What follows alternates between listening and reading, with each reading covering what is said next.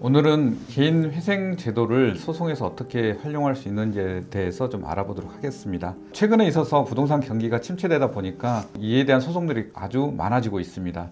보통 그렇게 되는 경우는 뭐냐면 본 사업으로 가지 못하고 본 PF를 받지 못하고 브릿지 자금만 대출받은 상태에서 사업이 좌절되는 경우가 많습니다. 최근에 그런 경우가 많은데요. 그렇게 되다 보면 브릿지 자금을 대출했던 대주단들은 소송을 합니다. 브릿지 자금 상환해 달라. 그러면서 형식적인 대표자였던 사람에게 너도 연대 보증인으로서 책임을 져라, 이렇게 소송이 들어옵니다. 그렇게 되면 그 형식적인 대표자였던 직원은 굉장히 억울하게 되겠죠. 보통 브릿지 자금이라고 하더라도 기본적으로 뭐 40억, 50억, 많게는 뭐 몇백억 단위가 되거든요. 이렇게 된다고 하면 자기는 형식적인 대표자지만 이런 경우에 보증인으로서 뭐 몇십억, 몇백억 이렇게 돈을 상환해야 될 책임을 져야 될 경우가 많습니다. 판결 결과를 보면 결국은 연대 보증인이기 때문에 그 브릿지 자금 뭐 몇십억에서 몇백억을 책임져라, 이렇게 판결 결과가 나오는 경우가 많습니다.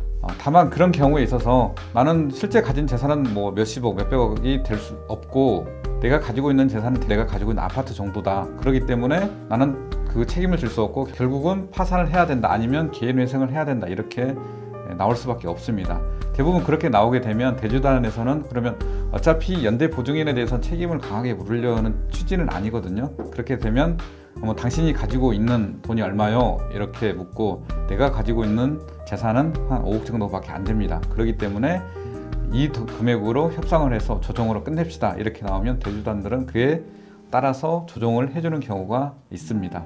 물론 100% 그렇다는 건 아니지만 결국은 개인 회생이라는 제도를 통해서 내가 어떤 그 소송을 함에 있어서 협상 카드로 쓸 수 있다는 거죠. 소송 비용 같은 경우도 각자 부담 이런 형태로 조정이 나오기 때문에 소송 비용도 부담하지 않게 되고, 또 쉽게 어떻게 보면 재판 절차를 길게 가지 않고 좀 짧은 기간 안에 끝낼 수 있다는 거죠.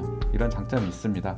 개인회생 제도를 내가 뜻하지 않는 연대보증 책임을 지게 돼서 많은 채무를 부담해야 되는 경우에 내가 가지고 있는 재산을 가지고 이 정도로 협상을 합시다, 이 정도로 끝냅시다 하면서 재판 절차를 종료시킬 수 있는 카드로 쓸 수 있다는 것이죠.